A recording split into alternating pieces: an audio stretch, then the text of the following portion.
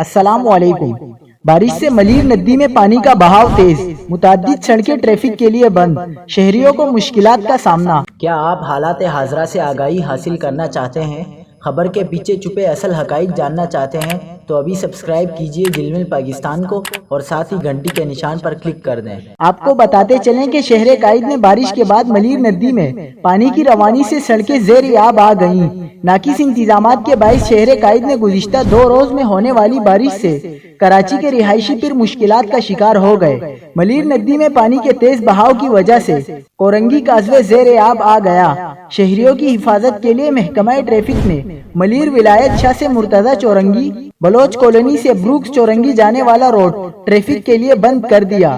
محکمہ ٹریفک کا کہنا ہے کہ قیوم آباد سے کورنگی صنعتی علاقے کو ملانے والا کورنگی کازوے زیر آب ہے، جس کے باعث یہ سڑک بھی ٹریفک کے لیے بند کر دی گئی ہے۔